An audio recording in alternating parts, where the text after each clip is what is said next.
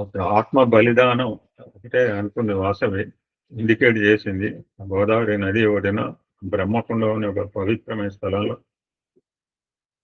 ఆ రాజభటులు 103 అగ్నిగుండాలను ఏర్పాటు చేశారు. ఇంకా ఉంది కానీ నేను షార్ట్ కట్ చేస్తున్నాను. అందరిని అడిగితే కొంతమంది విడిపోతారు, కొంతమంది అటు అంటారు, కొంతమంది ఎస్తూనే ఉంటారు. చివరికి యువ పక్షాలు 103 మంది మాత్రం అడిగి ఉన్నారు.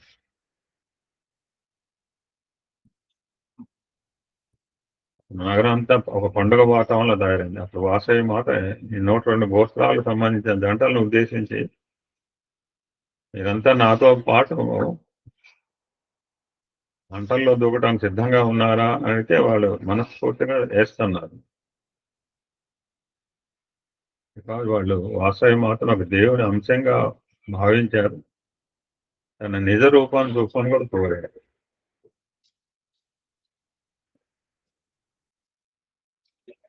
నేను సాక్షాత్తు శ్రీపాద వాళ్ళ సోదరి చరిత్రలో ఉంటుంది. నేను షార్ట్ కట్ చేసి చెప్తున్నాను.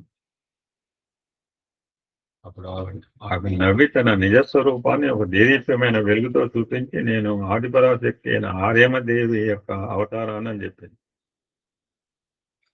రిస్టోర్ ధర్మ స్త్రీల గౌరవాన్ని కాపాడడానికి, విష్ణువర్ధన్ అంతం చేయడానికి, వైశ్యుల ఔదార్యాన్ని ప్రపంచానికి చాటడం 4 నేను కలియుగంలో జన్మించాను.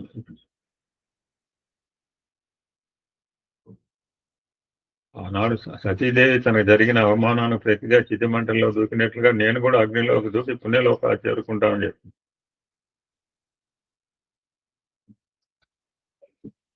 వీళ్ళ ఫాదరు కుసుమశ్రేష్ఠి గతజం సమాధి అనబడే గొప్ప ముని. ఆయన అప్పుడు మోక్షం కోరాడు అందరికీ.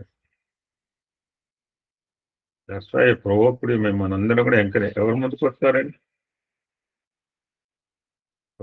అడ్రస్ వాళ్ళకి దేశభక్తి గురించి, నిజాయితీ గురించి, సమాజ సేవనం గురించి, సహనం గురించి వివరించి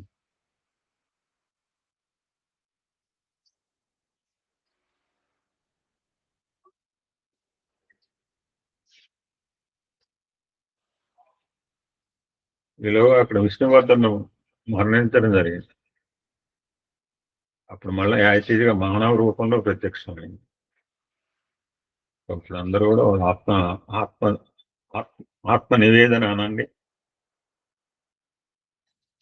విష్ణువర్ధన్కి దుశ్శకనాలు ఎదురైనప్పటికీ శాంత పెనుగొండ పొలిమేరలో ప్రవేశించాడు. అప్పుడు ఉంటారుగా చార్లు సిఐడిసి ఈ విషయం వాళ్ళు చెప్పేటప్పటికి ఆ వార్త వినేప్పుడు అతని హృదయం ముక్కలైపోయింది. అక్కడికక్కడే శరీరాన్ని వదిలేశాడు రాజు. 2 ఒకసారి జరిగినాయి, ఆత్మత్యాగం, రాజు యొక్క మరణం. సో దట్ ఇది అంతటి కూడా మనం ఫుల్ స్టాప్ పెట్టాలి, నూతన శకానికి ముందుకు పోవాలి అనుకున్నారు. ఆ విష్ణువర్ధన్ యొక్క కుమారుడు మంచివాడు రాజరాజ నరేంద్రుడు పెనుగొండ పట్టణం చేరుకున్నాడు. అప్పుడు వాసవి బ్రదర్ విరూపాక్షంతో కలిశాడు. ఈ మాటలు చాలా ఇంపార్టెంట్. సోదరా, గత నేర్పిన అనుభవాల పాఠంగా భవిష్యత్తును నిర్మించుకుంది. Turn the page and learn the work అంటుంటారు కొంతమంది. మహారక్తపాతం జరగకుండా వాసవి మన అందరినీ రక్షించింది. ఆమె యొక్క అహింసా సిద్ధాంతం ఉత్తమ ఫలితాలను ఇచ్చింది. So then Virupaksha as per గురువు గారి అడ్వైజ్ ప్రకారం కాశీ గయా క్షేత్రాలు దర్శించాడు. పెనుగొండను ఒక పుణ్యక్షేత్రంగా చేయడానికి అక్కడ 101 గోత్రాలకు గుర్తుగా 101 శివలింగాలు పెట్టడం జరిగింది. రాజరాజ నరేంద్రుడు అమ్మవారి గుర్తు చేసాక ఒక విగ్రహాన్ని అద్భుతంగా ఉంటుంది చూడండి. అది అందరూ పూజలు చేయటం ఇదే. ఆవిడ అందరికీ ఆరాధ్యత అయితే. సో ఆవిడ చరిత్ర మనకేంటంటే మళ్ళీ యుద్ధం చేయొచ్చు, వీళ్ళిద్దరు కొట్టుకోవచ్చు, రాజు కొడుకు కొట్టుకోవచ్చు, ఈవిడ వాసవి అమ్మ వీరు. బట్ వాళ్ళిద్దరు కూడా ఇప్పటికే చాలా హింస జరిగింది, చాలా రక్తపాతం జరిగింది. వీళ్ళు అటు ఫుల్ స్టాప్ అని దానికి శాంతియుత మార్గంతో వచ్చారు, అహింసా సిద్ధాంతానికి ఫాలో అయ్యారు. ఆవిడ యొక్క చరిత్ర శాశ్వతంగా చరిత్రలో నిలిచిపోయింది. విశ్వవ్యాప్తమైంది. ఒక విజేతగా, ఒక శాంతికి చిహ్నంగా. సూర్యచంద్రాదులు ఎంతకాలం ఉంటారో అంతవరకు కూడా ఈ యొక్క అమ్మవారి చరిత్ర అలానే ఉండిపోతుంది. సో ఇది బ్రీఫ్గా అండి అమ్మవారి యొక్క ఆత్మార్పణం గురించి. సో మిగిలిన డీటెయిల్స్ ఐ పోస్ట్ అమ్మవారి యొక్క అష్టోత్తరాలు మిగిలిన విషయాలు గ్రూప్లో పెడతాను 1 by 1. You can record it. ఓం శాంతి శాంతి శాంతి. సమస్త లోక యాక్చువల్గా ఇవాళ ప్రాజెక్ట్ వర్క్ పోవడం అనుకుంటే క్యాలెండర్ చూడగానే గుర్తొస్తుంది. సో వీళ్ళు again discuss in the month of Vaishakha మాసం. వాడి జన్మదినం రోజు మరలా కొన్ని విషయాలు తెలుసుకునే ప్రయత్నం చేద్దాం. జై సాయిరామ్.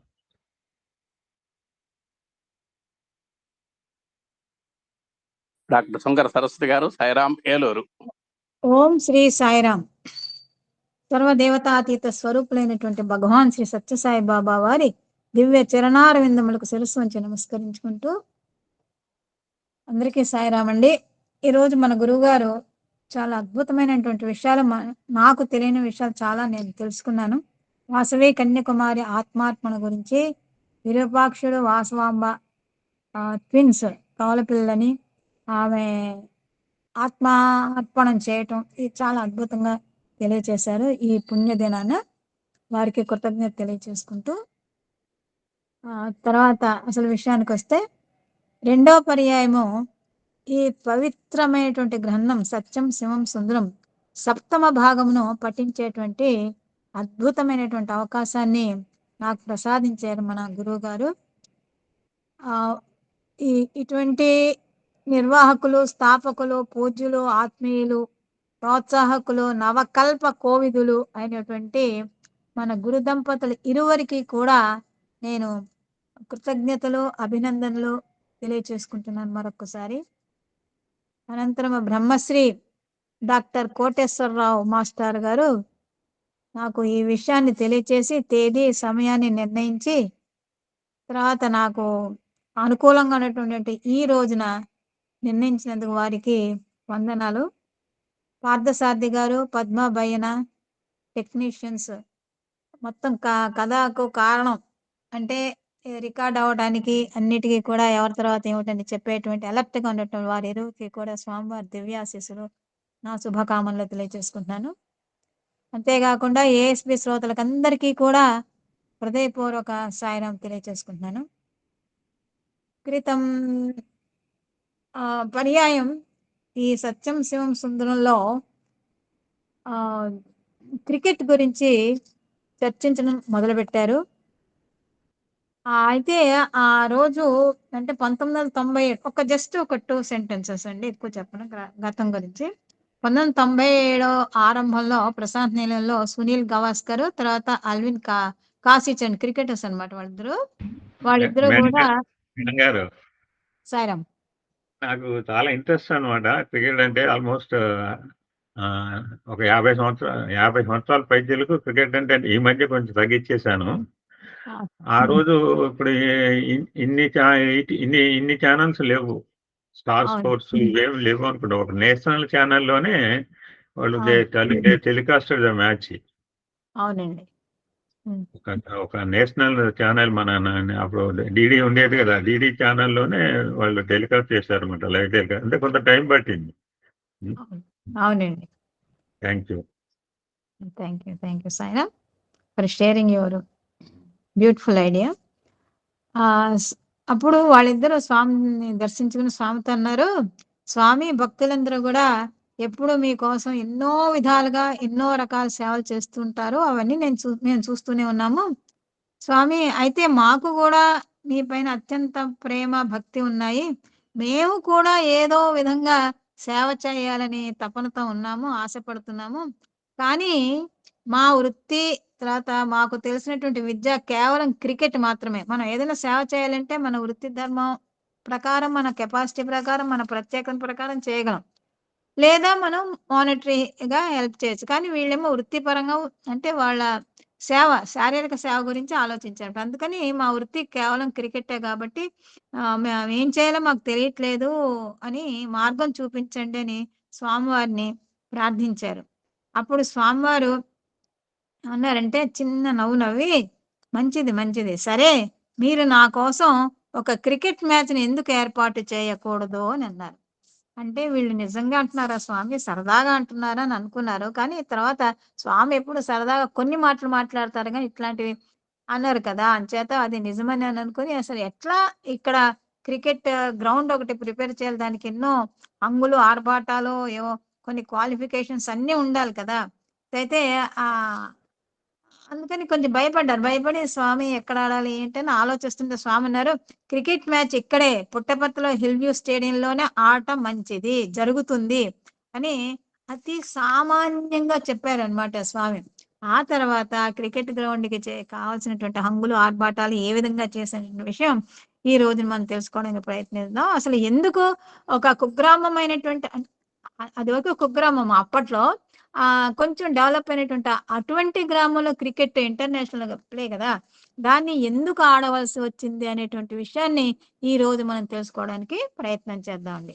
ఇప్పుడు పేజీ నంబరు 173 తర్వాత సెకండ్ పారాగ్రాఫ్. ఆ స్టేడియంలో ప్రప్రథమం కార్యక్రమంగా 1983 డిసెంబరులో పెద్ద ఎత్తున ప్రదర్శింపబడిన అంతర్జాతీయ బాల వికాస్ విద్యార్థుల ర్యాలీ కోసము స్టేడియంను సిద్ధం చేసే అద్భుత అవకాశాన్ని యూనివర్సిటీ మరియు హయ్యర్ సెకండరీ పాఠశాల విద్యార్థులు, అధ్యాపకుల బృందాలకు అప్పగించారు. సరే 1983 సంవత్సరంలో పెద్ద ర్యాలీ చేయబోతున్నారు బాల వికాస్ విద్యార్థులు అందరితోనూ all over India. I think some other countries also. దానికి చాలా పెద్ద స్టేడియం కావాలి కదా! అందుకని దాన్ని తయారు చేయాలి. అయితే ఎవరికో ఒకళ్ళకి రెస్పాన్స్ ఇవ్వాలి కదా!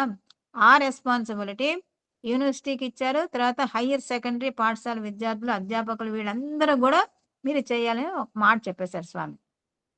చిరస్మరణీయమైన ఆ రోజుల్లో ప్రతి సాయంత్రం విద్యార్థులు, అధ్యాపకులు అందరూ మందిరములో దర్శనానికి, భజనలకు వెళ్ళటానికి బదులుగా వారంతా స్టేడియంలో కలుసుకొని ఆ విశాల మైదానము అంతటి నిండి ఉన్నటువంటి పొదలు, ముళ్లను, రాళ్లను, గులకరాళ్లను తొలగించి భూమిని శుభ్రపరిచేవారు. సాయంకాలం ఉదయం దర్శనానికి వెళ్తుండేవారు. కానీ ఉదయం క్లాసులో ఉన్నప్పటికీ కూడా సాయంకాలం మాత్రం దర్శనానికి వెళ్లకుండా ఎవరికైతే ఈ బాధ్యతను అప్పగించారో వారు డైరెక్ట్‌గా ప్లే గ్రౌండ్ ఎక్కడైతే గ్రౌండ్ సిద్ధం చేయాలనుకున్నారో అక్కడికి వెళ్ళి ఆ గ్రౌండ్ నిండా అంతవరకు నిండి ఉన్నటువంటి తుమ్మ చెట్లు, ముళ్ళు, పొదలు, పుట్టలు, గుట్టలు, రాళ్ళు, రప్పలు ఇవన్నీ కూడా శుభ్రం చేయడం మొదలుపెట్టారు. అయితే ప్రతిరోజు భగవాన్ ఆ మైదానానికి విచ్చేసి విద్యార్థులకు, అధ్యాపకులకు వారి పనుల్లో ఉత్సాహ ప్రోత్సాహాలను ఇచ్చేవారు.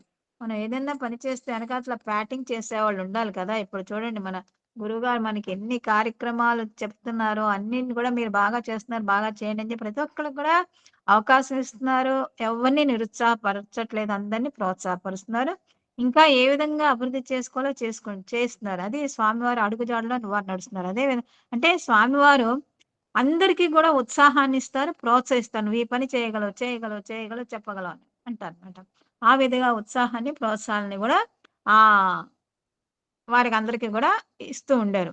దాదాపుగా అక్కడ పనిచేసే బృందాలన్నింటి వద్దకు స్వామి స్వయంగా నడుచుకుంటూ మరీ వెళ్ళి వాళ్లకు ఆయా పనుల్లో తగిన ఆదేశాలను ఇస్తూ ప్రతి ఒక్కరిని అమితమైన ఆనందంతో నింపేసేవారు.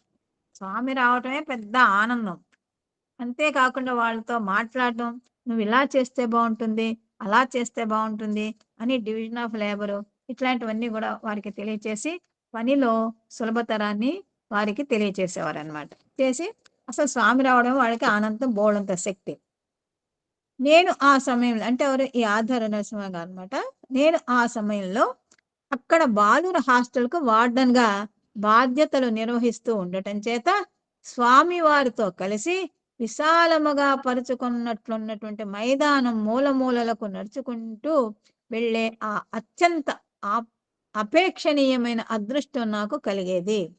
ఆయన వార్డెన్ కాబట్టి ఎవరంటే వాళ్ళు స్వామితో వెళ్ళటానికి అదృష్టం ఉండదు. కానీ ఈయన అదృష్టం ఏంటి, నేను వార్డెన్ కాబట్టి మరి స్వామివారు ఆ హాస్టల్ వైపు వచ్చారు కాబట్టి మరి వెళ్ళాల్సిన బాధ్యత ఉంది, ఆనందం ఉంది, అదృష్టం ఉంది. అటువంటి అద్భుత అవకాశాన్ని వదులుకుంటే ఎవరు వదులుకోరు. కాబట్టి ఆ అద్భుతమైన అవకాశాన్ని వినియోగించుకుంటూ వారు ఈ ఆధార్ అన్నమాట స్వామితో కూడా వెళ్ళేవారు. తమ స్వామిని ఆనందపరచటానికి అక్కడ జరగబోయే అతి ముఖ్యమైన కార్యక్రమానికి యోగ్యమైన ఉత్తమ క్షేత్రంగా ఆ స్టేడియంను తయారు చేయటానికి విద్యార్థులందరూ అత్యంత ఉత్సాహముతో, అంకిత భావముతో, నిస్వార్థ సేవా స్ఫూర్తితో పనిచేశారు.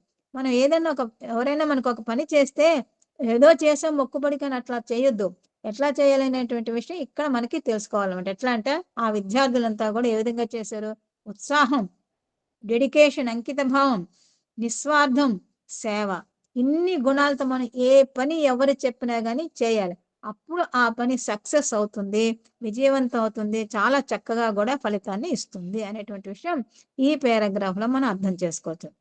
ప్రతి సాయంత్రం బాబా వారి కారు వెనుకే ఒక జీపు కూడా వచ్చేది.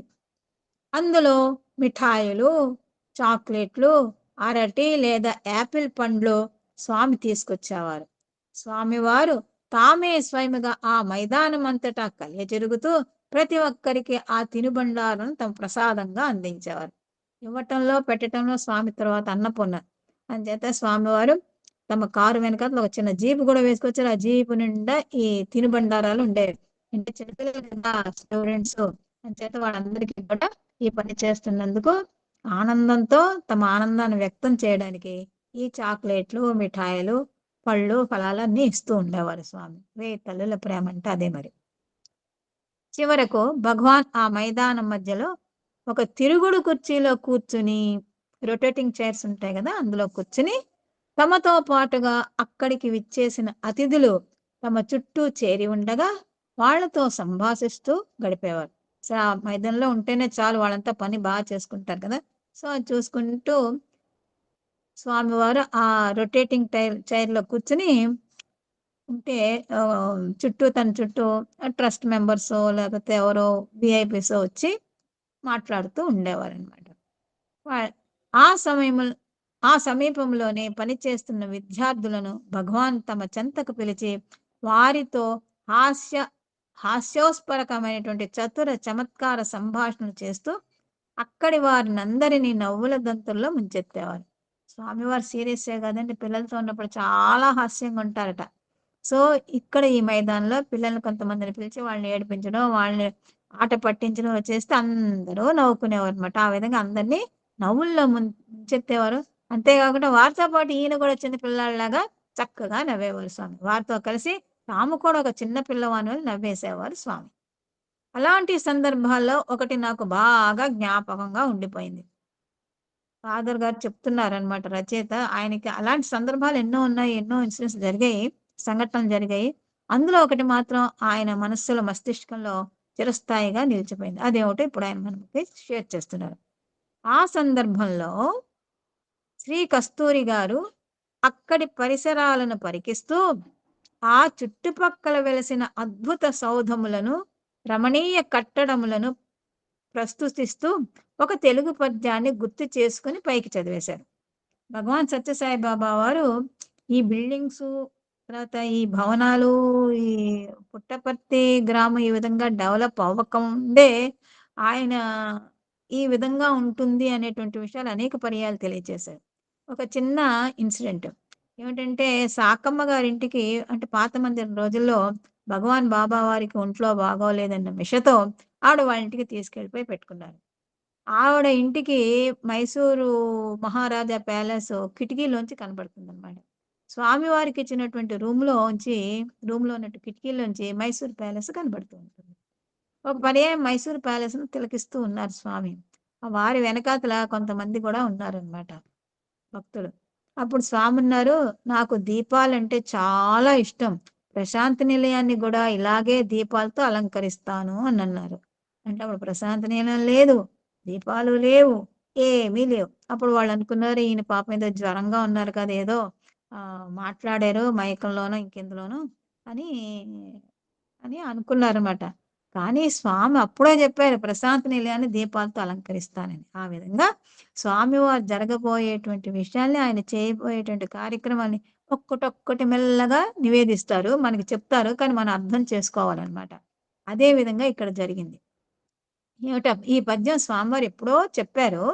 దాన్ని కస్తూరి గారు గుర్తు చేసుకుని దాన్ని పట్టించారన్నమాట. ఈ పద్యం స్వామివారు చెప్పిందే.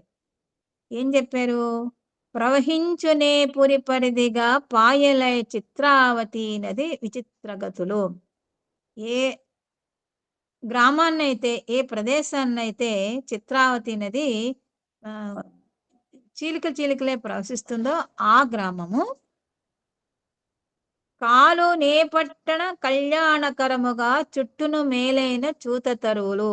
ఏ గ్రామం చుట్టూ కూడా చూత తరువులు అంటే మామిడి చెట్లు కడు శోభాయమానముగా శుభకరముగా వెలుగొందుతాయో ఆ పట్టణము. ఇంకా ఏమిటి దాని లక్షణం? కాపుండు నేపురి కడల నాలుగింటి ఎందు పార్వతీశ్వరులెప్పుడు బాయకుండా. ఏ పురాన్నైతే పార్వతీ పరమేశ్వరులు శివశక్తి స్వరూపులు వెలుగొంది ఉంటారో, అంటే ఏంటి? స్వామే శివశక్తి స్వరూపుడు అని చెప్పకనే చెబుతున్నారు ఇక్కడ. ఏంటంటే అక్కడ శివశక్తి స్వరూపుడు ఏంటంటే భగవాన్ సత్యసాయి బాబా కొలువు ఉంటారని తెలియజేస్తున్నారు. కొలువుండు నేపురి విలసితంబగు మధ్య మహిమాన్వితుండైన మాధవుడు. ఆయనే మాధవుడు, ఆయనే శివశక్తి స్వరూపుడు అనేటువంటి విషయం, సర్వదేవతాతీత స్వరూపుడు అనేటువంటి విషయాన్ని కూడా మనకి ఇక్కడ తెలియజేస్తున్నారు. మండలావని గణితించు మెండు మహిమ చిక్కవడియరు కట్టిన చెరువుతోడ బుక్కరాయల చిరకీర్తి భోనమెంచ వసగచాటు నీపురము చైతన్యపురము.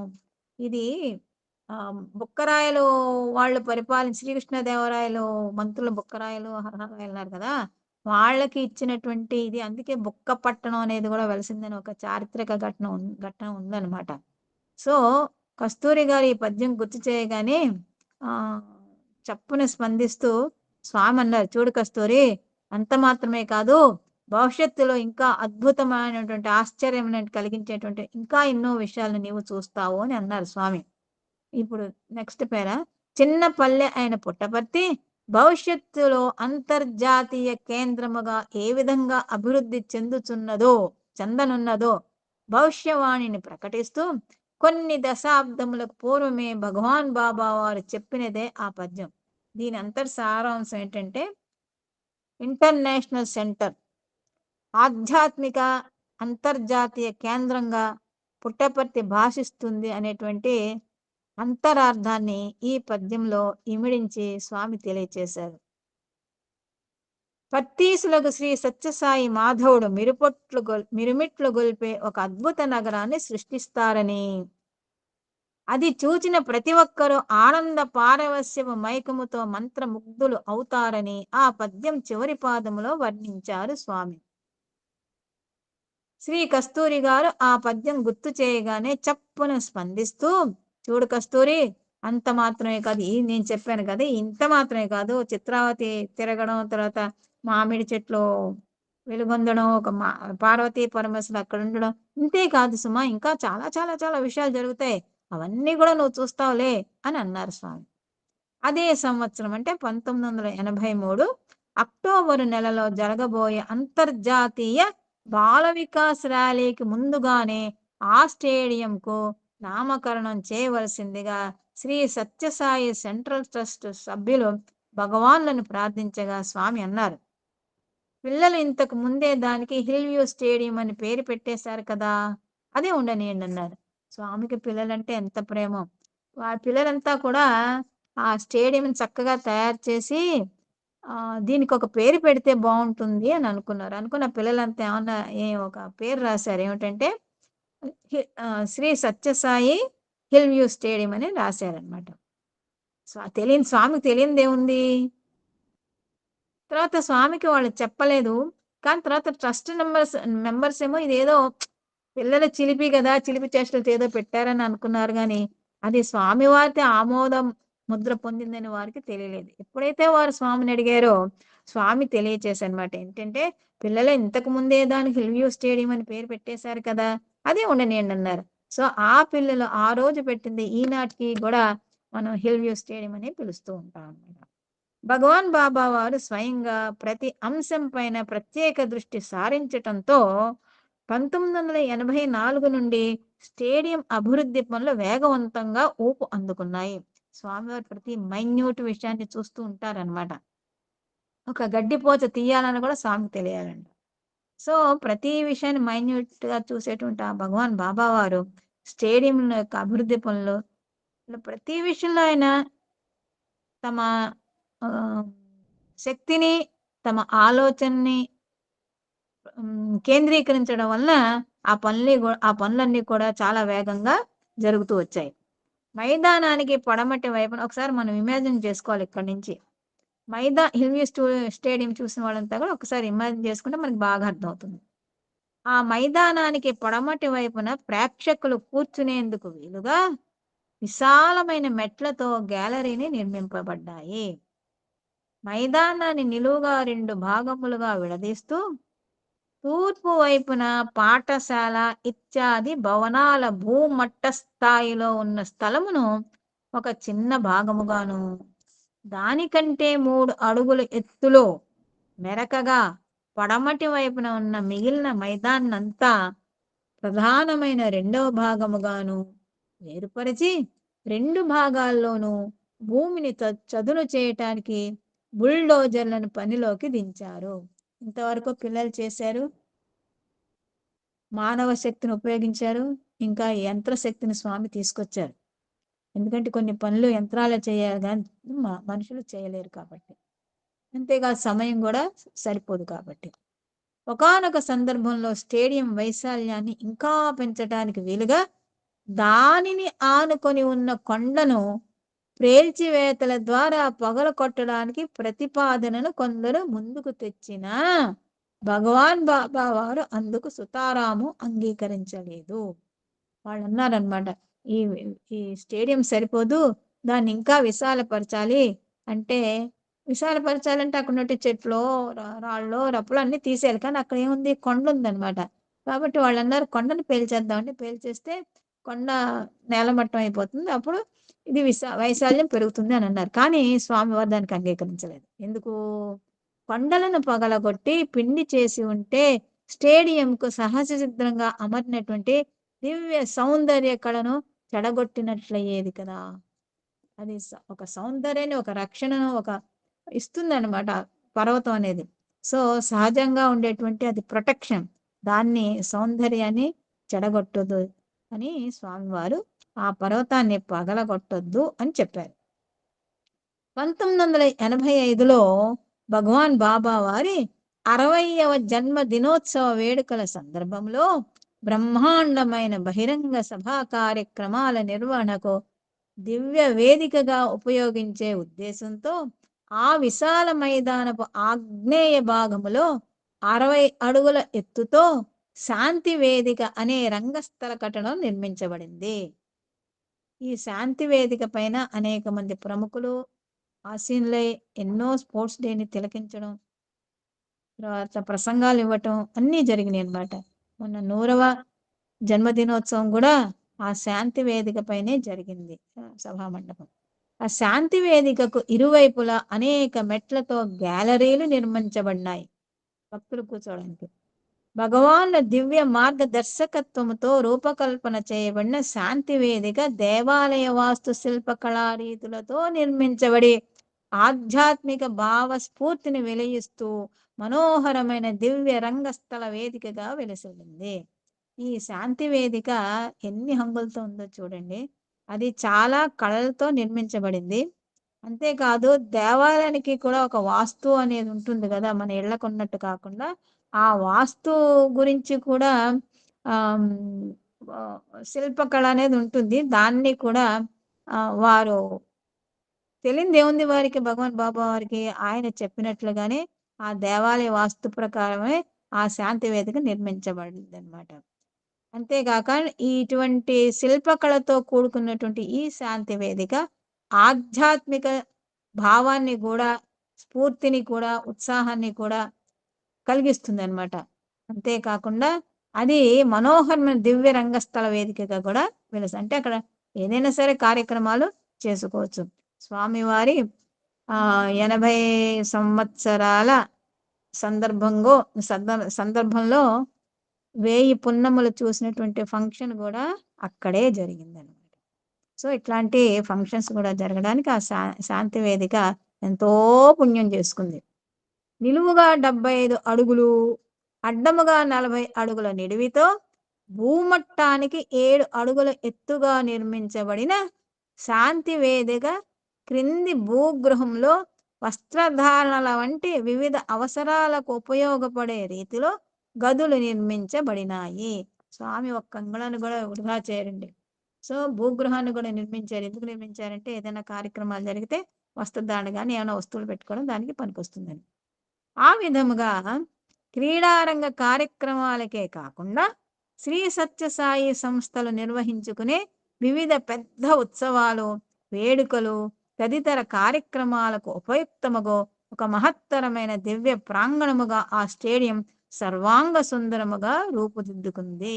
మల్టీపర్పస్ హాల్ అంటారు కదా, అంటే ఎన్నో విధాలుగా ఉపయోగించేది అనమాట. అలాగే ఈ శాంతివేదిక కూడా ఎన్నో రకాలమైనటువంటి పనులకు, తర్వాత ఉత్సవాలకు ఉపయోగించే విధంగా స్వామివారు దీన్ని రూపుదిద్దించారనమాట.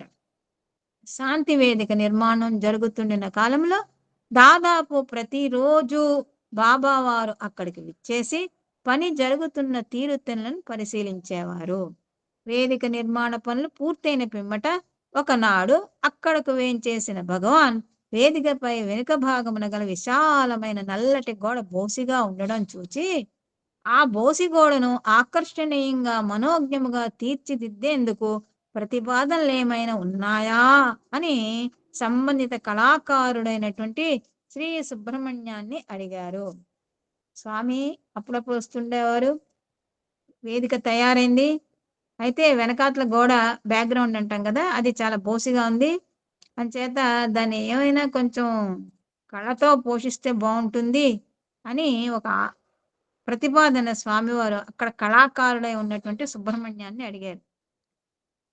ఏమీ సమాధానం చెప్పాలో తెలియక ఆ కళాకారులు మౌనం వహించటంతో భగవాన్ బాబా వారు అప్పటికప్పుడే, ఆయన మైండ్లో ఏవో ఉంటాయి, ఆయన ఆలోచనలు వేరే, కానీ మన ద్వారా చెప్పిస్తారు ప్రతిదీ కూడా.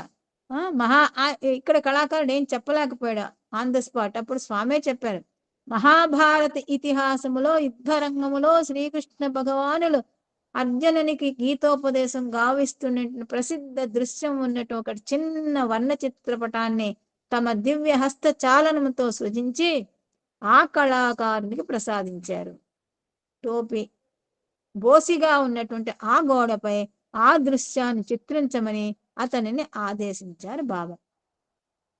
సో భగవద్గీత బోధన అన్నమాట. దాన్ని ఆ బోసిగా ఉన్నటువంటి, ఖాళీగా ఉన్నటువంటి ఆ కుడ్యముపై చిత్రించమని స్వామివారు ఒక చిన్న ఫోటోని, గీతోపదేశాన్ని సృష్టించి ఆ సుబ్రహ్మణ్యం గారికి ఇచ్చారు. ఆ విధంగా అనంతర కాలంలో శాంతి వేదిక అనేక దివ్య ప్రబోధములకు గురుపీఠము కానున్నదన్నటువంటి సూచనను, శాంతి వేదిక లక్ష్యమును ముందుగానే భగవాన్లు వెల్లడి చేసినట్లయింది.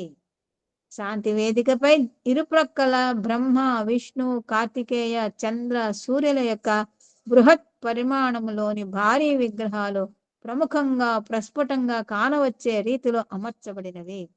భగవాన్ బాబా వారి దివ్య అవతార మహోద్యమ కార్యక్రమంలో భవిష్యత్తులో శాంతి వేదిక వహించనున్నటువంటి ప్రముఖ పాత్రను ప్రస్ఫుటముగా ఎత్తి చూపుతున్నట్లుగా ఆ విగ్రహాలను వాటి నియమిత స్థానములలో ప్రతిష్ఠించే సమయంలో వాటిని సవ్యముగా అమర్చినంత వరకు అనేక గంటల తరబడి భగవాన్ బాబా వారు ఆ వేదిక వద్దనే గడిపారు.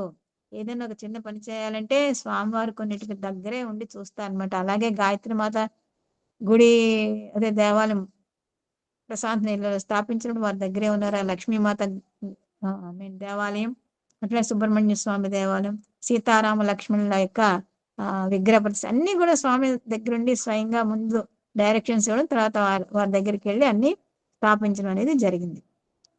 1986లో అదేవిధంగా శాంతి వేదిక ఉన్నటువంటి విగ్రహాలు. 1986లో భగవాన్ బాబా వారు తమ దృష్టిని స్టేడియంను ఆనుకొని పశ్చిమ దిశలో ఉన్నటువంటి కొండ మీదకు సారించారు. భారీ పరిమాణంలో నిర్మింపజేసిన వివిధ దివ్య పురుషుల విగ్రహాలను ఆ ఎత్తైన కొండపై వాలు ప్రదేశంలో వేర్వేరు స్థానాల్లో ప్రతిష్ఠింపజేశారు. ఇప్పుడు మనం చూస్తాం కదా, ఏంటి ఆంజనేయ స్వామి విగ్రహం 65 అడుగుల ఎత్తులు, తర్వాత జొరాస్ట్రియన్, యేసు, జీసస్ క్రైస్ట్ వీళ్ళందరి విగ్రహాలు కూడా ఆ కొండపైన ప్రతిష్ఠింపజేశారు అనమాట.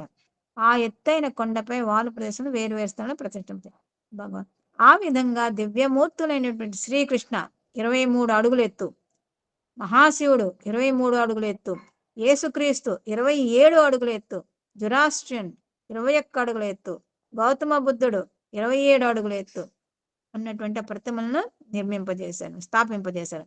ఆ కొండ మీద ప్రముఖంగా ఇవన్నీ కూడా కొలువు తీరారు.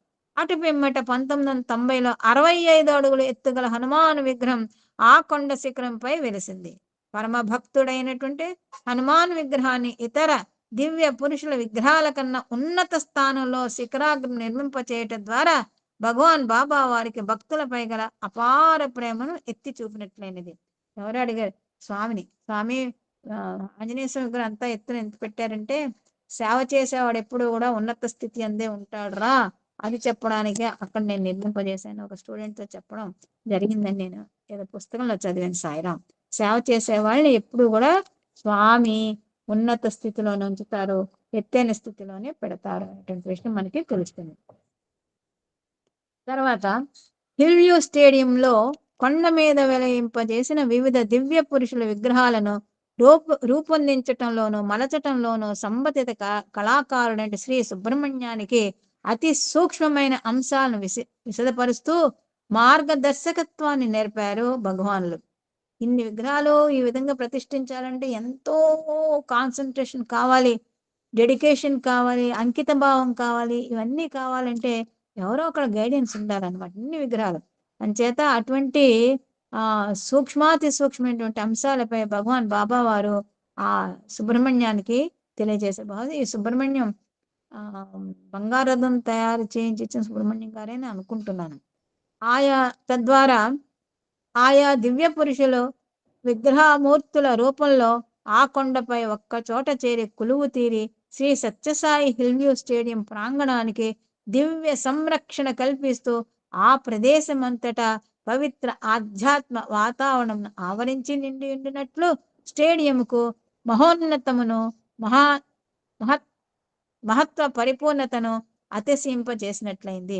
అయితే ఇంతమంది దివ్య పురుషులు ఆ కొండపై కొలువు ఉండటం వలన ఇక్కడ మహాశక్తి ఈ స్టేడియం అంతా ఖచ్చితంగా ఉంటుంది వారి శక్తి. తర్వాత ఆధ్యాత్మిక వాతావరణం కూడా పూర్తిగా ఆవరించి ఉంటుంది అనేటువంటి విషయంలో సందేహం అనేది ఉండకూడదు. Shri Sathya Sai hill view Stadium అభివృద్ధి పురోగతుల చరిత్ర గాథలో 1997లో ఒక నూతన అధ్యాయం చేర్చబడింది. అంతర్జాతీయ ప్రమాణాలతో అలరారే ఒక అద్భుత క్రీడా మైదానమును సృష్టించిన అద్భుత ఘట్టమే అది. అసలు ప్రారంభించింది ఈ క్రికెట్ స్టేడియం గురించి.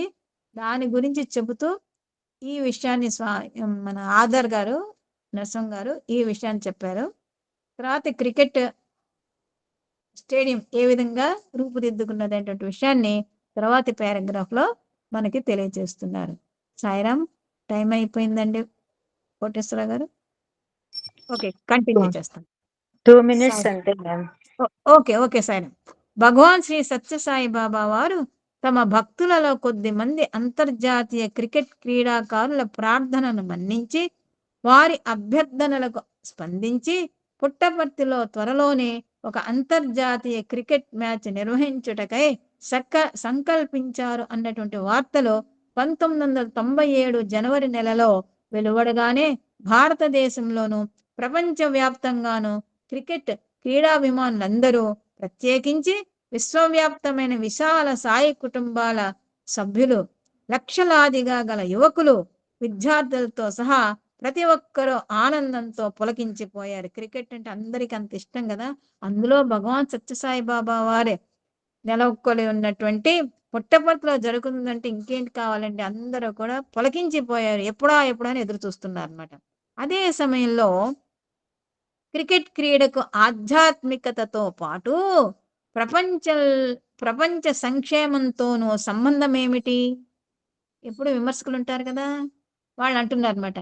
అయితే పుట్టపర్తి అనేది ఆధ్యాత్మిక సెంటర్ కదా, అయితే క్రికెట్ అనేది ఆట కదా, దానికి దీనికి సంబంధం ఏంటి? దివ్యావతార పురుషులు ఆధ్యాత్మిక నాయకులు మార్గదర్శియగు సాయిబాబా వారికి ఒక క్రికెట్ మ్యాచ్ నిర్వహించటంలో ఆసక్తి ఉండటం ఏమిటి?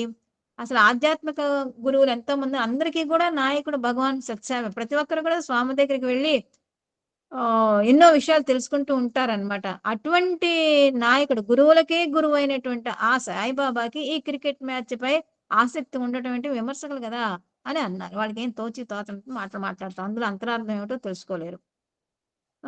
ఈ ప్రశ్నలకు జవాబులు చాలా తేలికైనవి. అలాంటి జవాబులు వివరణలలో కొన్నింటిని పరిశీలిద్దాము. భగవంతుడు తన ఆనందం కోసం సృష్టించిన ఈ సమస్త విశ్వం యావత్తు ఆయన యొక్క ఒక దివ్య లీలా క్రీడయే. ఇదంతా ఒక ఆట. భగవంతుని ప్రతిరూపముగా, ప్రతిబింబముగా సృజింపబడిన మానవుడు తన ఆనందం కోసం సృష్టించుకున్నవి ఈ ఆటలు, క్రీడా వినోదాలు. ఈ సందర్భంలో భగవాన్ బాబా వారు తరచుగా ఉద్బోధించే జీవితమే ఒక ఆట, ఆ ఆటను నేర్పుగా ఆడు, life is a game, play it అన్నటువంటి వాక్యం మాధురి జీవిత గురించినటువంటి ఒక గొప్ప తాత్వికతను ఎత్తి చూపుతుంది. ఈ క్రికెట్ జీవితమే ఒక ఆట. మన పెద్దవాళ్ళు కూడా తెలుసో తెలియకో అనేవారు, ఇదంతా భగవంతుని లీలమ్మ, భగవంతుని ఆట, ఆటలో మనం ఒక ఆటగాడం అంతే, ఇలా జరిగిందంతే అని పూర్వకాలం అనుకునేవారు అనమాట. అంత వేదాంతం మన భారతీయుల్లో ఉందన్నమాట. వేదాంతం తెలుసో తెలియకో ఈ వేదాంత పరిభాష మాట్లాడుతూనే ఉంటాం అనమాట. సో భగవాన్ బాబా వారు మనకి తెలియచేస్తున్నారు. ఎందుకంటే మన మోడర్న్ కదా, అట్లాంటి విషయాలు మనకు తెలియవు కదా, అందుకని వారు తెలియజేస్తారు. జీవితమే ఒక ఆట, life is a game, play it అంటారు. ఈనాడు కల్లోలాలతో, పొసగాని పోరాటాలతో, యుద్ధాలతో అస్తవ్యస్తమై ఉన్నటువంటి ఈ ప్రపంచంలో క్రీడలు మానవుల మధ్య గొప్ప ఐక్యతా స్ఫూర్తిని రగిలించి ప్రేరేపింపగలవు. ఈ దేశాన్ని ముక్కలు ఒక్కలుగా చేయాలని అహోరాత్రాలు కుతంత్రాలు పన్నుతున్న వేర్పాటువాదులున్నటువంటి ఈ భారతదేశపు మారుమూలలలోనూ ఎల్లడలా ఉన్నటువంటి భారతీయుల హృదయాలలోనూ జాతీయ ఐక్యతా భావనలను తట్టి లేపగల శక్తి క్రికెట్ ఆటకు ఉన్నది. భారతదేశంలో అత్యంత ప్రజాదరణ కలది, అధిక సంఖ్యాకులకు ప్రజల అభిమానాన్ని చూరుగొన్నది క్రికెట్ మాత్రమే అన్నటువంటి వాస్తవాన్ని మనము కాదనలేము.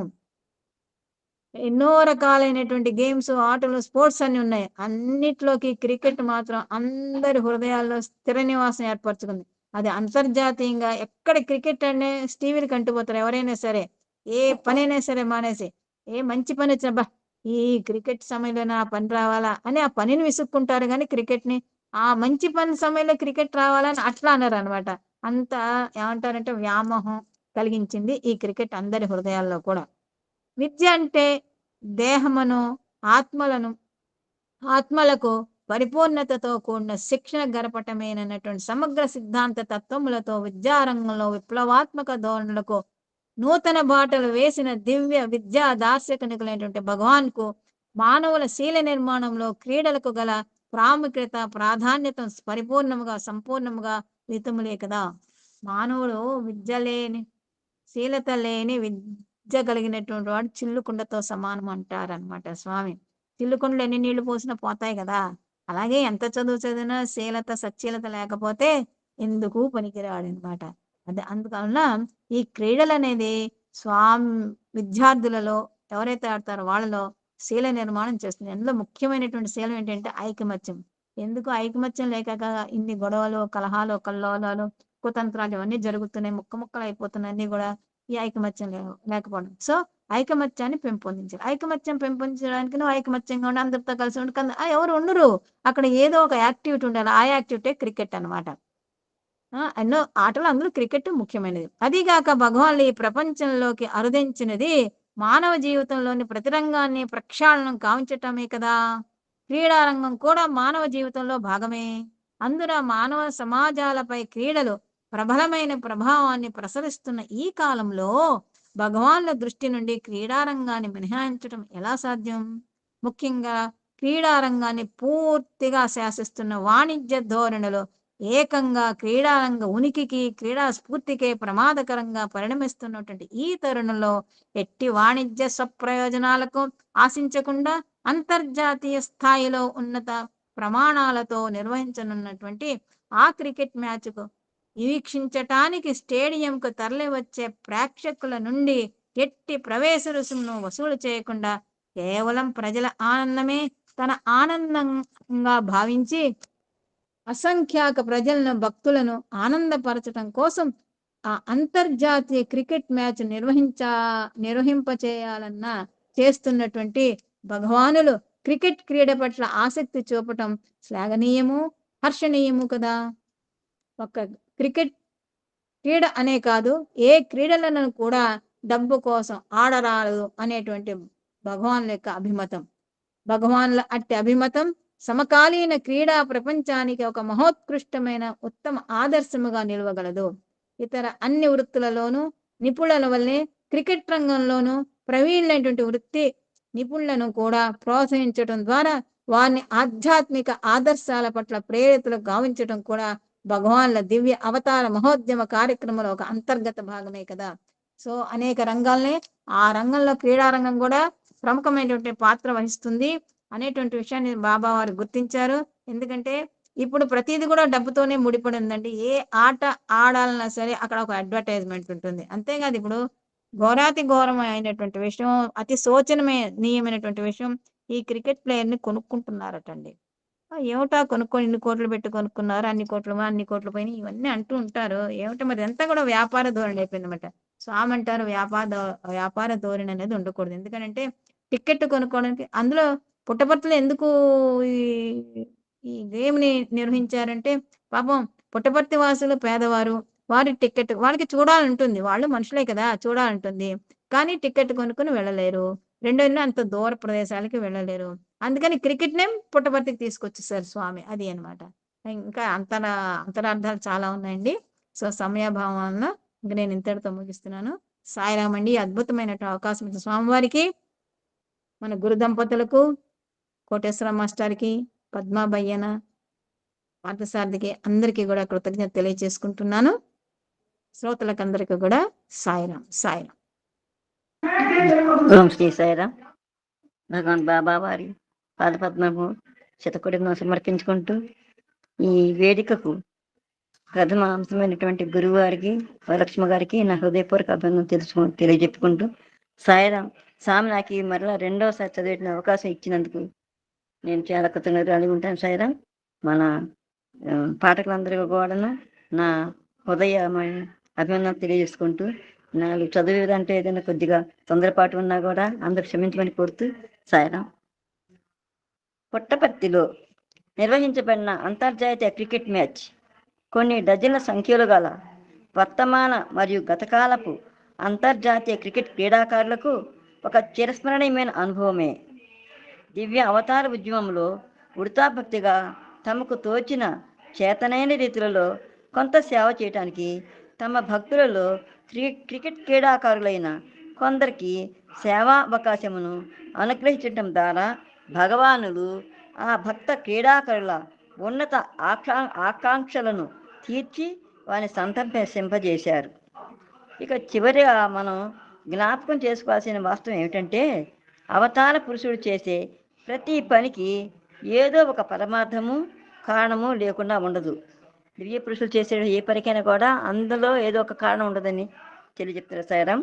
క్రికెట్ మ్యాచ్ను పుట్టపర్తిలోనే నిర్వహించాలని స్వామిని ప్రత్యేకించి ఎందుకు విశేష నిర్ణయం తీసుకున్నారు? గ్రామీణ ప్రాంతాల్లోని క్రికెట్ అభిమానులకు వారి పరిసర వాతావరణంలోనే అంతర్జాతీయ స్థాయి క్రీడా పోటీలను వీక్షించే అవకాశం కలిగించడం మొదటి కారణం కావచ్చు. సాయిరం చెప్పినట్టు ఇక్కడ పేద ప్రజలు కాబట్టి మీరు చూడటానికి అవకాశం లేదు కాబట్టి అందుకోసమే స్వామి ఇక్కడ నిర్ణయించారని చెప్పుకోవచ్చు సాయిరం.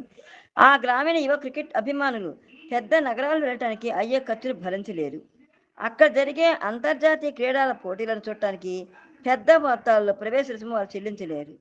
అయినప్పటికీ వారు క్రికెట్ క్రీడను అభిమానిస్తూనే ఉంటారు. అట్టి వారికి ఆనందాన్ని అందించాలని స్వామి నిర్ణయించారు.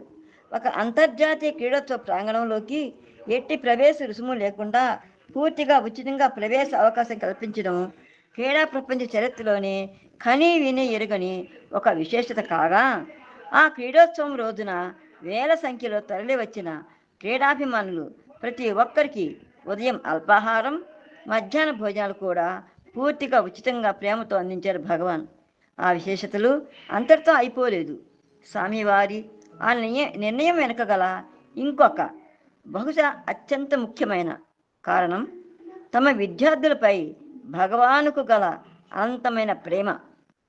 ఆ విద్యార్థులపై గల ప్రేమతో వారి కోసం భగవాను ప్రత్యేకించి అత్యున్నత ప్రమాణాలతో అంతటి అందమైన ప్రపంచ స్థాయి స్టేడియం సృష్టించి ఆ విద్యార్థులు స్వామి దివ్య అవతార వైభవంలో పాల్గొని వారి శక్తి మేరకు సేవలను అందించగల ఆనందదాయకమైన ఇంకొక అవకాశాన్ని మళ్ళీ వారికి ప్రసాదించారు.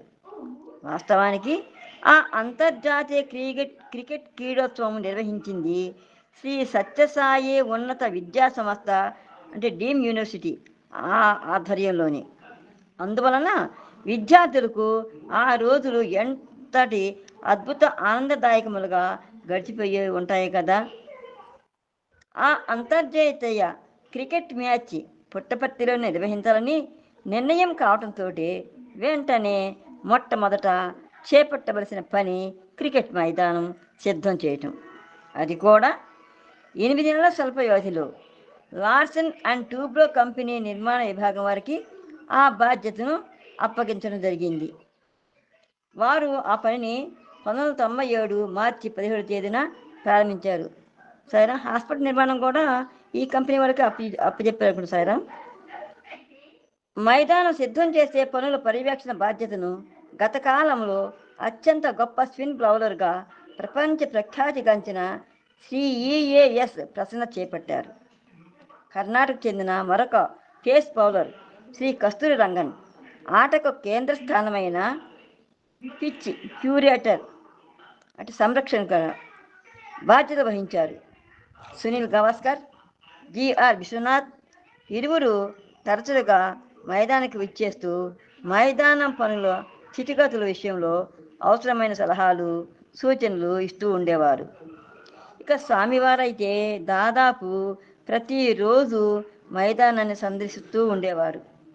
అక్కడ పనిచేసే భాగ్యశాలలకు పనివారు, పర్యవేక్షకులు, ఇంజనీర్లు అందరూ స్వామివారి దివ్య ఆగమనం కోసం ఆసక్తితో ఎదురు చూస్తూ ఉండేవారు.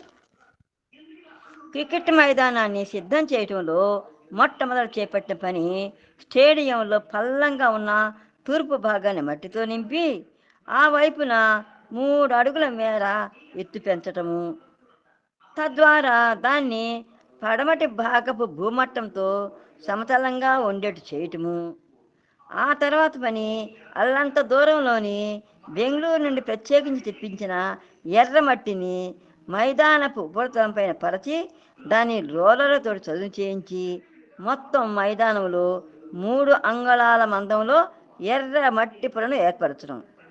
మైదానంలో ఉత్తర దిక్కు నుండి దక్షిణం వైపుగా మొత్తం 4 పిచ్చులను ఏర్పాటు చేశారు. మైదానంలో అంటే రాళ్ళు అవి గుచ్చుకుంటాయి కదా, ముళ్ళ గొప్పలు ఎన్ని ఉన్నప్పుడు ముళ్ళు బుళ్ళు ఉంటాయి కదా, రాళ్ళు అప్పుడు గుచ్చుకుంటాయి కాబట్టి అందుకోసం మైసూరు నుంచి ఎర్రమట్టి తెప్పించి అంత మందంతో రోలర్లు తిప్పించి మెత్తగా ఉండటానికి అలా తయారు చేశారు స్వామివారు. మైదానంలో భూమి లోపల 18 అంగుళాల లోతులో కూడా మట్టి చాలా గట్టిగా ఉండటం వలన ఒక్కొక్క పిచ్చి వద్ద నేలను 2 అడుగుల లోతుగా తవ్వి ఆ గుంటలను 40 మిల్లీమీటర్లు 20 మిల్లీమీటర్ పరిమాణంలో ఉన్న కంకర రాళ్ళు, మొరము, ఎర్రమట్టితో నింపి ఆ పైన చివరిగా ఎర్రమట్టి, ఒండ్రుమట్టి, కొండమట్టి మూడింటిని మిశ్రమంతో చేసిన చూర్ణంతో పిచ్చులు నింపి చదును చేశారు.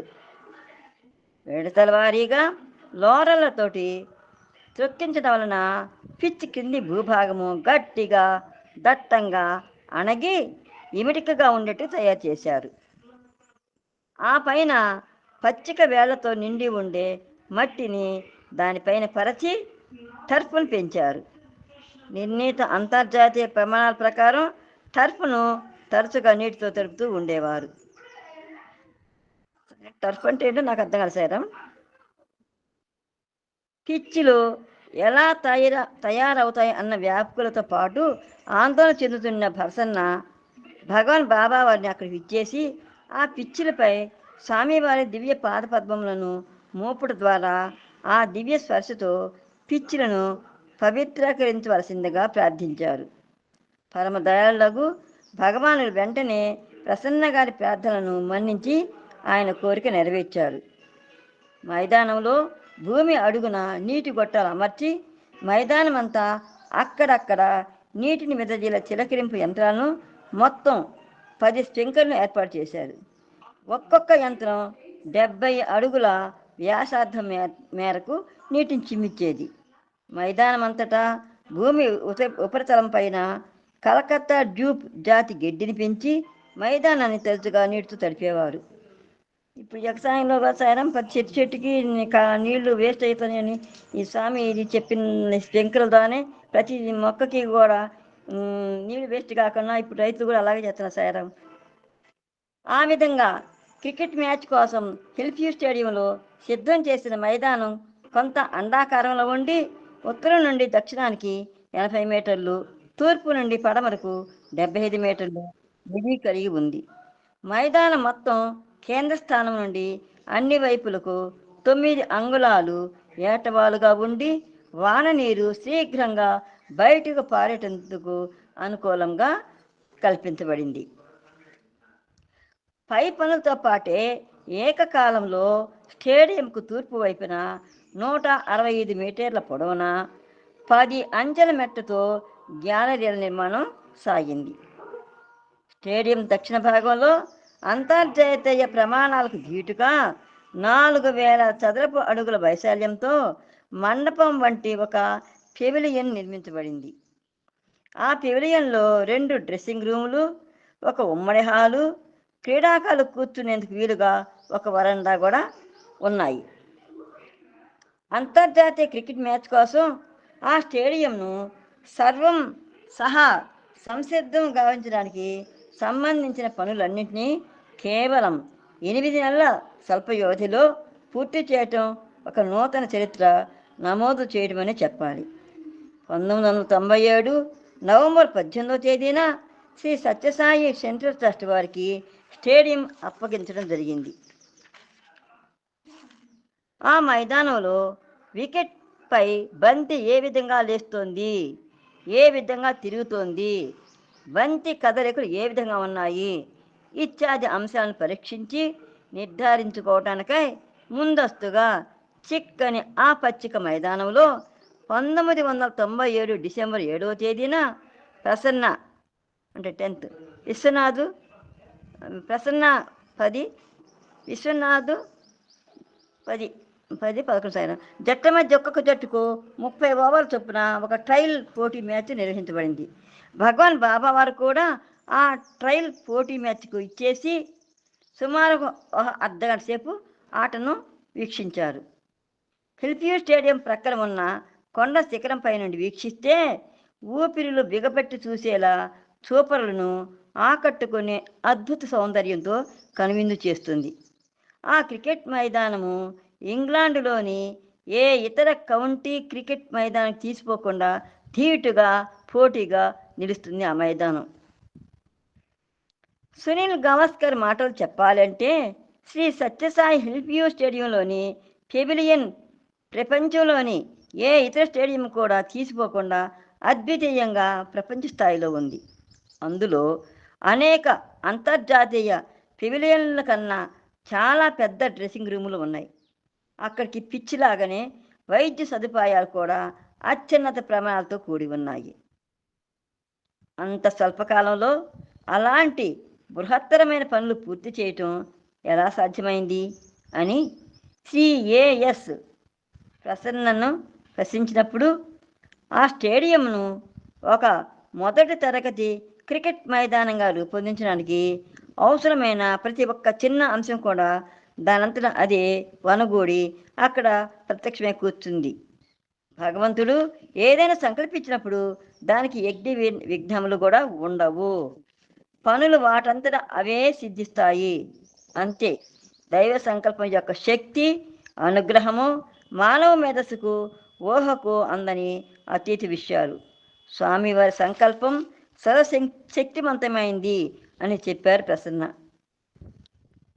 1985 జనవరిలో శ్రీ సత్యసాయి ఉన్నత విద్యా సంస్థ అంటే డీమ్ యూనివర్సిటీ వివిధ క్యాంపస్ల అంతర్ క్యాంపస్ క్రీడోత్సవాలలో భాగంగా హిల్వ్యూ స్టేడియంలో ప్రశాంతి నిలయం, బృందావన్ క్యాంపస్ల విద్యార్థుల క్రికెట్ల జట్ల మధ్య ఒక పోటీ క్రికెట్ మ్యాచ్ జరిగింది.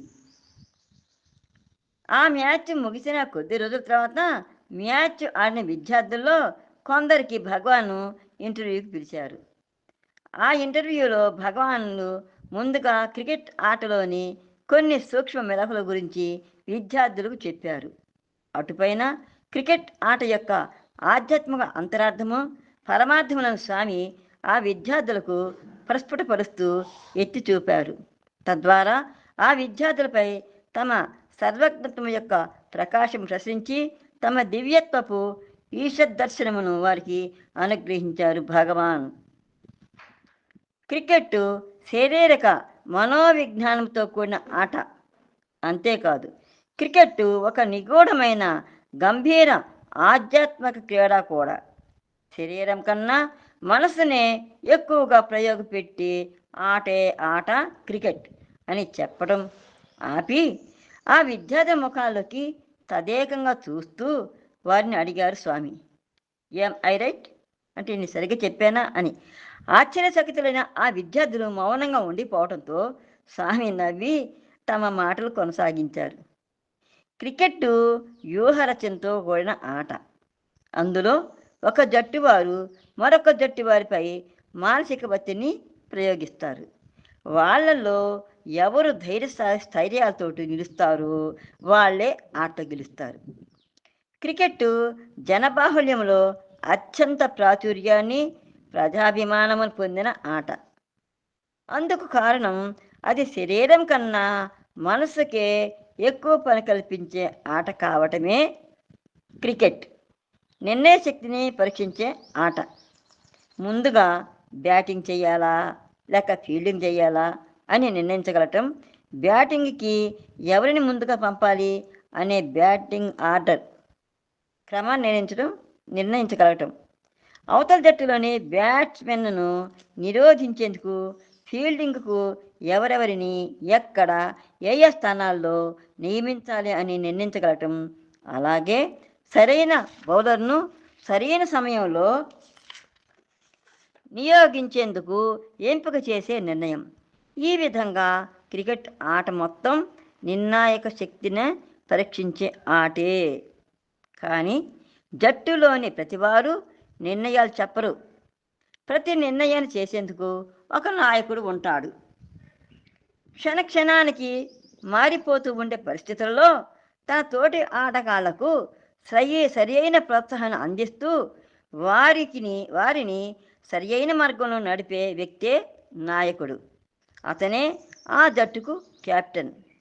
జట్టులో మిగిలిన ఆటగాళ్ళందరూ ఆదేశాల కోసం కెప్టెన్ వైపే చూస్తూ ఉంటారు. కాబట్టి క్రికెట్ నాయకత్వ లక్షణాలను పెంపొందించే ఆట. వీరు నిరుత్సాహంగా ఉండగా ఈ కెప్టెన్ ఉత్సాహంగా ఎంకరేజ్ చేస్తూ మాట్లాడుతూ ఉంటారు సార్. ఆయన చెప్పే మాటకి వీరికి కొంచెం కూడా ఉత్సాహంగా వచ్చింది. నాయకుడు నిర్ణయాలను తనంతా తనగా తీసుకోడు. అతడు తన జట్టుతో కలిసి పనిచేయాలి. అందుకు జట్టుగా కలిసి పనిచేసే స్ఫూర్తి చాలా ముఖ్యం. అందుచేత జట్టులోని ఆటగాళ్ళు ఒకరినొకరు పరస్పరం సహాయ సహకారాలు అందించుకుంటూ ఒకరి కోసం ఒకరు త్యాగాలు చేస్తూ సమైక్యంగా జట్టుగా కలిసికట్టుగా ఆడే ఆట క్రికెట్. ఇలా క్రికెట్కు ఆధ్యాత్మికతతో గల సంబంధం ఏమిటి అని విద్యార్థులను ప్రశ్నించారు భగవాన్.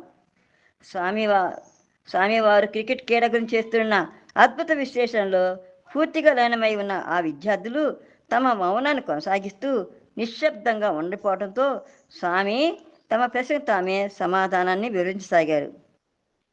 జీవితం ఒక ఆట, దాన్ని నేర్పుగా ఆడు. Life is a game, pay it అని నేను తరచుగా చెప్తూ ఉంటే మీరు ఉంటూనే ఉన్నారు కదా. ఆ నా వాక్కులకు క్రికెట్ ఆట ఒక మంచి ఉదాహరణ. మీరు బ్యాటింగ్ చేసేటప్పుడు కాపాడుకోవటానికి ప్రయత్నించే 3 నిలువుర కర్రలు అంటే స్టంప్స్ మీ వ్యక్తిత్వంలోని భౌతిక, మానసిక, ఆధ్యాత్మికమనే 3 పార్శ్వాలు. బ్యాట్స్మెన్ జీవాత్మ. అతడు తన బ్యాటు అనే మనసుని అనేక విధాలుగా తిప్పుతూ ఉపయోగపెడుతూ ఉంటాడు. మనసు అనే ఈ బ్యాట్ను ఎలా ఉపయోగపెట్టాలో అతనికి తెలియకపోతే అతను జీవితం అనే ఆటలో తను తాను కాపాడుకోలేడు. మనస్సు అనే బ్యాట్ను సరిగ్గా ఉపయోగించుకోలేకపోతే అతని మనసే అతన్ని నాశనం చేస్తుంది. ప్రతిసారి బ్యాట్స్మన్ ఎదుర్కొనే బంతులు ఏమిటి? ఒక్కొక్క బంతి జీవితంలోని ఒక్కొక్క అనుభవం వంటిది. జీవితం అనే ఆటలో అతనికి ఎదురయ్యే ఒక్కొక్క పరిస్థితి వంటిదిను. ఒక బంతిని ఎదుర్కోవటం అంటే ఆ వ్యక్తి తన జీవితంలో ఎదురయ్యే అనుభవాల్ని, పరిస్థితుల్ని తాను ఎలా సంపాదించుకోవాలో తెలుసుకునేందుకు అతనికి ఇవ్వబడిన అవకాశం అన్నమాట. ఇక బంతుల్లో ఫాస్ట్ బాల్ అంటే అతివేగంగా మీదకి వచ్చే బంతి. జీవితంలో అకస్మాత్తుగా, హఠాత్తుగా, అనుకోకుండా వచ్చి మీద పడే ఎదురు చూడని అనుభవం వంటిది. బ్యాట్స్మెన్ దానికి ఎలా స్పందిస్తాడు? దాన్ని తిప్పి కొడతాడా? ఏ చలనము లేక నిబ్బరంగా నిశ్చలతంతో దాన్ని వదిలేస్తాడా? లేక దాన్ని అడ్డుకుంటాడా? లేక నిరాశతో తెగించి దాన్ని ఎదుర్కోపోయి తప్పు చేస్తాడా అన్న విషయం బ్యాట్స్మెన్ తన జీవితంలో ఎదురయ్యే అనుభవాలకి స్పందించే మనస్తత్వాన్ని తెలియజేస్తుంది. ఆ బంతి తన పైకి ఏ విధంగా విసిరబడిందో బ్యాట్స్మెన్ ఒక్క క్షణం గ్రహించగలగాలి. దాన్ని గుర్తించేందుకు ప్రయత్నించి అందుకు తగ్గట్టుగానే అతడు ప్రతిస్పందించి సరి అయిన ప్రతిచర్యను అతడు తీసుకోవాలి. వీటన్నింటికి బ్యాట్స్మెన్ చేతిలో ఉండే ఏకైక ఆయుధం అతని మనస్సు మాత్రమే. అందుచేత తన మనసు మీద నియంత్రణ, నిగ్రహము, అధికారం కలిగి ఉండేవాడే మంచి బ్యాట్స్మెన్. మనస్సు మీద నియంత్రణ, అధికారం సాధించినప్పుడే అతడు తన జీవితము అనే ఆటలో గెలుపొందగలుగుతాడు అని చెప్పారు భగవాన్. అంతటితో ఆపి భజనకు టైం అయింది అంటూ లేచి నిలబడ్డారు భగవాన్. అప్పటికి విద్యార్థులు స్వామితో అరగంటకు పైగానే సమయం గడిపారు. ఆ పిల్లలు స్వామి వద్ద నుండి సెలవు తీసుకుంటూ పాద నమస్కారం చేసుకుంటూ ఉండగా స్వామి అన్నారు, మీరు నామకరణం చేసిన స్టేడియంలోనే ఆడగలగటం మీ అదృష్టం.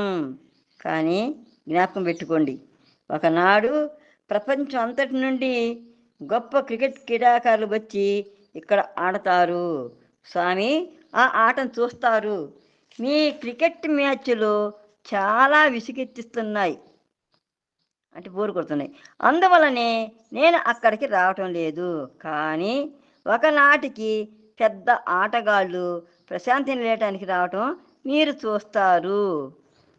భగవానుల ఆ దివ్యవాక్కులు ఎంతటి అద్భుత రీతిలో సత్య సాకారమై భవిష్యవాణిగా నిరూపితమైనవో కదా. 1977 డిసెంబరు 30వ తేదీన ప్రశాంతి నిలయం హిల్వ్యూ స్టేడియంలో నిర్వహింపబడిన శ్రీ సత్యసాయి యూనిట్ కప్ అంతర్జాతీయ క్రికెట్ మ్యాచ్ నిజంగానే పెద్ద ఆటగాళ్ళు ఆడిన పెద్ద మ్యాచ్. ఆ మ్యాచ్ నిర్వహణలో సమన్వయకర్త పాత్ర వహించిన లిటిల్ మాస్టర్ సునీల్ మనోహర్ గవాస్కర్ వివిధ దేశాల క్రికెట్ క్రీడాకారులతోనూ ఆయా దేశాల జాతీయ క్రికెట్ బోర్డులతోనూ సంప్రదింపులు, సమాలోచనలు జరిపారు. ఆ మ్యాచ్ ముగింపు సందర్భంలో తన క్రికెట్ క్రీడా జీవితంలోకెల్లా అది అత్యంత పెద్ద టెస్ట్గా ఆయన దాన్ని అభివర్ణించారు. ఆ మ్యాచ్ నిర్వహించే క్రమంలో ఆయనకు కలిగిన అనుభవాలకు శ్రీ సునీల్ గవాస్కర్ మాటల్లో తెలుసుకుందాం. వృత్తిపరమైన నా క్రికెట్ జీవితంలో భారతదేశం తరపున 125 టెస్టు మ్యాచ్ల్లో ఆడే అవకాశ భాగ్యములు నాకు లభించినాయి. ఆ మ్యాచ్ల్లో కొన్నింటిలో కొంత విజయాన్ని అంటే గెలుపును, చాలా వాటిల్లో పెద్ద వైఫల్యాన్ని, ఓటమని నేను చూశాను. కానీ ఎదుర్కొన్న అత్యంత పెద్ద టెస్టు పరీక్ష మాత్రం పుట్టపర్తిలో భారత్ 10 అంతర్జాతీయ 10 జట్ల మధ్య ఒక మ్యాచ్ నిర్వహించమని భగవానులచే ఆదేశించబడటమే.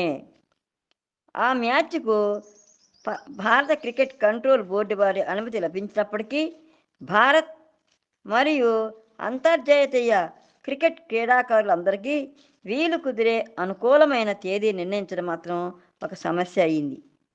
భారత క్రికెటర్లతో సంప్రదించి భారత క్రికెట్ కంట్రోల్ బోర్డు వారి నుండి ఒక నిర్ణీత తేదీని సంపాదించిన తర్వాత ఇక ముందుకు సాగే యత్నంలో తదుపరి చర్యగా అంతర్జాతీయ క్రికెట్ ఆటగాళ్లతో సంప్రదింపులు మొదలుపెట్టడం జరిగింది.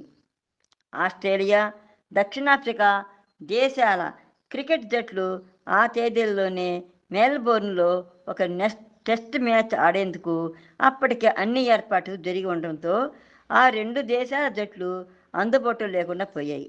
అలాగే న్యూజిలాండ్ జట్లు వారి దేశంలో క్రికెట్ మ్యాచ్లు ఆడే తరుణం సీజన్ అయ్యేటప్పటికి మొదలవడంతో న్యూజిలాండ్ జట్టుకు కూడా వీలు కుదరలా.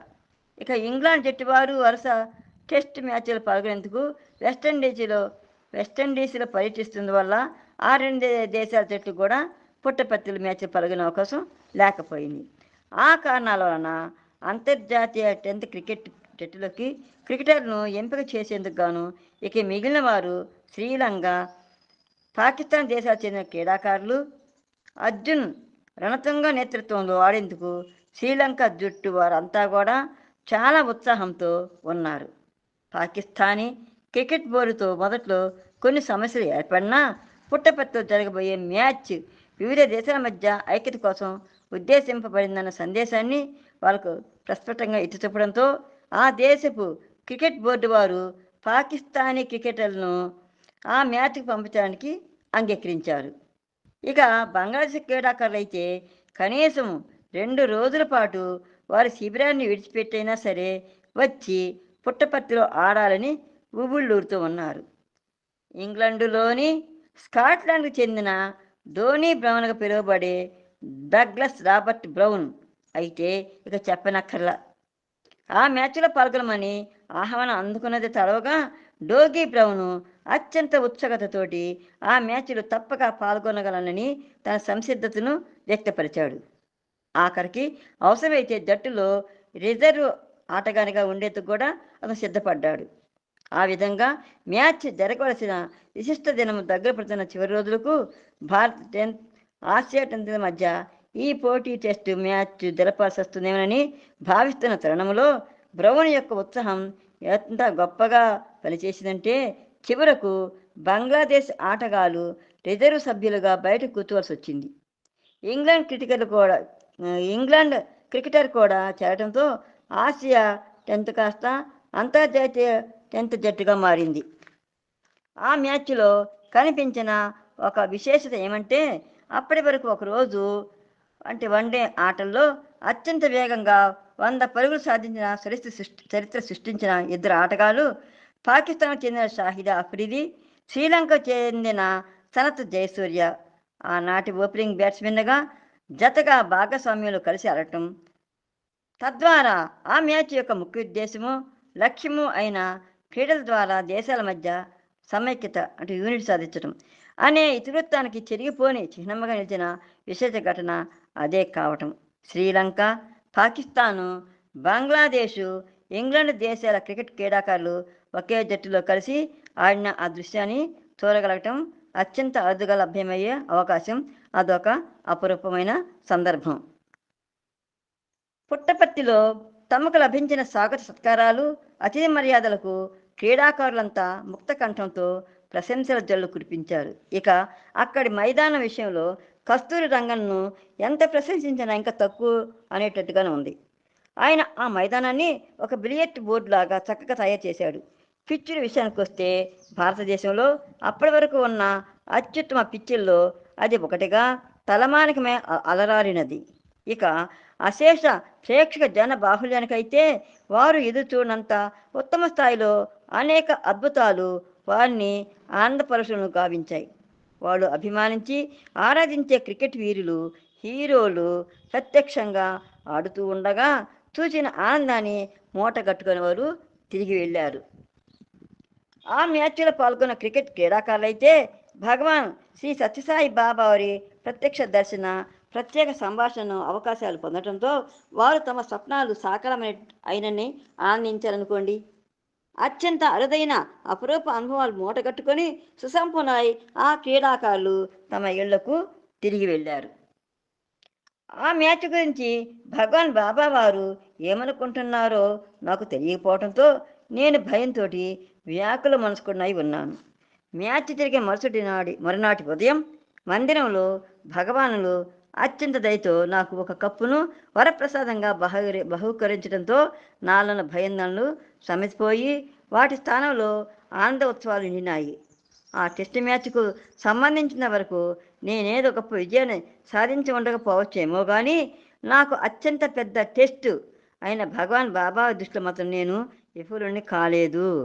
తన బాధ్యత నిర్వహణ తీరుతో గ్రేట్ మాస్టర్ మహాప్రభు భగవానులు సంతుష్టులవడంతో తాను కృతార్థుడిని అయ్యానని ఆ లిటిల్ మాస్టర్ గవాస్కర్ కూడా చాలా సంతోషించాడు. సాయిరామ్. భారత్ జట్టుకి సచిన్ టెండూల్కర్ నేతృత్వం వహించగా సౌరవ్ గంగూలీ, రాహుల్ ద్రవిడ్, అజిత్ జడేజా, అనిల్ కుంబ్లే, వెంకటేష్ ప్రసాద్ ప్రభృతులు ఆ జట్టులో సభ్యులుగా ఉన్నారు. 1990లో జరిగిన అంతర్జాతీయ క్రికెట్ పోటీలలో శ్రీలంక జట్టు ప్రపంచ కప్ను సాధించడంలో ముఖ్య సహకారిగా ప్రధాన పాత్ర వహించిన అర్జున్ రణతుంగ పుట్టపర్తిలో జరిగిన మ్యాచ్లో అంతర్జాతీయ 10th జట్టుకు కెప్టెన్ కాగా అతనితో పాటు శ్రీలంకకు చెందిన ఇతర క్రీడాకారులు సనత్ జయసూర్య, అరవింద డి సిల్వా, ముత్తయ్య మురళీధరన్, చామిన్ దావాస్, సజీవ రణతుంగ ఆ జట్టులో సభ్యులుగా ఉన్నారు. పాకిస్తాన్కు చెందిన సయీద్ అన్వర్, షాహిద్ ఆఫ్రీది, సక్లైన్ ముస్తాక్, మెయిన్ ఖాను, ఇంగ్లాండ్కు చెందిన డౌగీ బ్రౌన్ అంతర్జాతీయ 10వ జట్లో ఉన్న ఇతర అంతర్జాతీయ క్రికెటర్లు. మ్యాచ్ జరిగే నిర్ణీత దినానికి క్రితం రోజు మధ్యాహ్నానికే క్రీడాకారులందరూ శ్రీ సత్యసాయి విమానాశ్రయంలో దిగి నేరుగా స్టేడియంకు చేరుకున్నారు. అక్కడ కనిపించిన దృశ్యాన్ని వాళ్ళు నమ్మలేకపోయారు.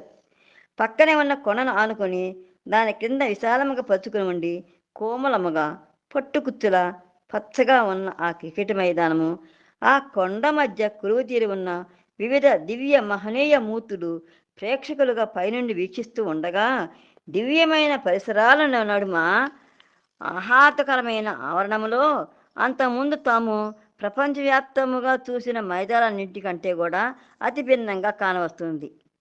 అక్కడ పిచ్చు అంతకుముందు తాము ఆడి ఉన్న అనేక పిచ్చుల కంటే చాలా మెరుగైందిగా ఉన్నట్టుగా ఆ క్రికెటర్లు గ్రహించారు. దివ్య ఆతిథ్య దాత అయిన భగవాన్ బాబా వారు ప్రత్యేక శ్రద్ధ వహించి తగు జాగ్రత్తల్లో ఏర్పాటు చేసిన పెవిలియన్లోని ఫర్నిచరు, వసతి సదుపాయాలన్నీ అక్షయ పరిపూర్ణతతో అలలారుతూ ఉండనవి. దేశ విదేశాల నుండి విచ్చేసిన అభిమాన క్రికెట్ క్రీడాకారులను చూడటానికి గుమ్ముగూడి ముసురుకున్న అసంఖ్యాక అభిమానుల సమూహాలని తమ చుట్టూ ఉండటం ఆ క్రికెటర్లకు అమిత ఆనందాన్ని కలగజేసింది. క్రికెటర్లందరూ ప్రశాంతి నిలయ పట్టణవాటికలోని శాంతి భవన్ అతిథి గృహాన్ని చేరుకునేసరికి అక్కడ వేల సంఖ్యలో చేరిన క్రికెట్ అభిమానులు తమ అభిమాన క్రికెట్ తారలను ఒక క్షణకాలం పాటైన వీక్షించగలిగితే చాలును అన్నట్టుగా క్రిక్కిరిసి గుమియూడి ఉండగా మరొక పక్క ఆ క్రికెట్ తారలందరూ తమను అంతంత దూరాల నుండి మారుమూల ప్రాంతంలోని ఆ చిన్న గ్రామానికి తన దివ్య ప్రాభవంతో ఆకర్షించి తమ సన్నిధికి రప్పించిన ఆ మహనీయ దివ్య గురు మాస్టర్ను ఎప్పుడెప్పుడు దర్శించుకుంటామని తహతహలాడిపోతూ ఉన్నారు. సాయిరామ్ సామ్రాజ్యం గారు. Thank you. ఇంతసేపు నేను ఏదైనా తప్పు తెలిసి చదవలేకపోయినా అందరూ మన్నించాను సాయిరాం. అందరికీ విన్నంతకి ఇంతసేపు కృతజ్ఞత తెలుపుకుంటున్నాం సాయిరాం. ఓం శ్రీ సాయిరాం. సాయిరాం.